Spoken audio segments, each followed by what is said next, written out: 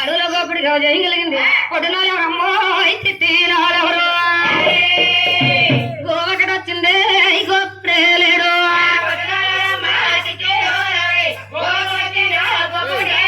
అలా పట్నాలు రాజుగారు పట్నం రాజుగారు ఎప్పుడైతే అడవులు బయలుదేరారట దాని మీద అప్పుడు పడిపోయినాడట శ్రీనివాసుకు చెంపలు సిదిగిపోయినాయట అది వీళ్ళ జైలులోను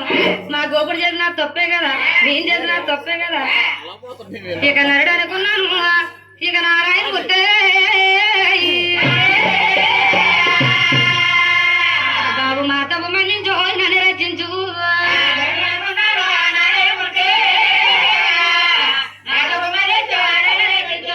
మా గోపుడు చేసిన తప్పే కదా నేను చేసిన తప్పే కదా నా తప్పు మన్నించి నా కొరకు మన్నాడట అటువంటి సమయంలోను ఆయన నేను చూడగా అవుతారు మరి చదువుతారు వెళ్తాను నువ్వు సంతానం లేక చింతకుంటావు బాల పాపలు లేక బెంగ పడతావు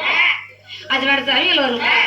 నీ భార్య చూడగా దాన్ని నీరే వేయబడుతుంది నువ్వు ఆకాశంలో చేయబడతావు ఎల్లెద్దుకులది ఏరు పూసి 12 మంది పాలేరుతోటి బంగారు నాగలతో పొలం దున్నుతావు బంగారు నాగల పెట్టి తగులుతుంది పెట్టిలో బాలు దొరుకుతుంది పద్మావతిని పేరు పెట్టి పెంచి పెద్దాన్ని చేసి నా కాళ్ళు గడి కన్యాదానం చేస్తే నేను ఆడుకుంటే బాబాలని ఆడి పాసిపోతాయన్న ఆడిపోయిందా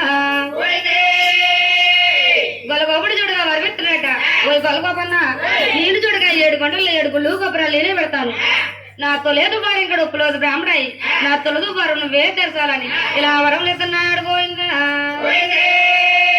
అది వెడితే విష్ణుమూర్తి గారు 12 ఏళ్ళ పచ్చి వాళ్ళయి అడవులు కట్టాడు వెళ్తా ఉన్నాడట ఒక లానే సంధ్యానం లేక చింతకున్నదట ఓయ్ బాల పాపలు లేక బెంగకున్నదట అడగడ సరిలో ఒక లాదేమన్నది ఆయన ఇది కొట్టిన వాళ్ళు ఎవరయ్యో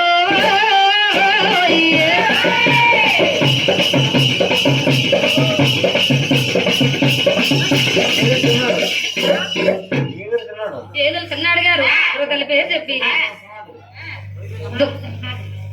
ఏదులు చిన్నోడు గారు కుమారుడు సింహాద్రి గారు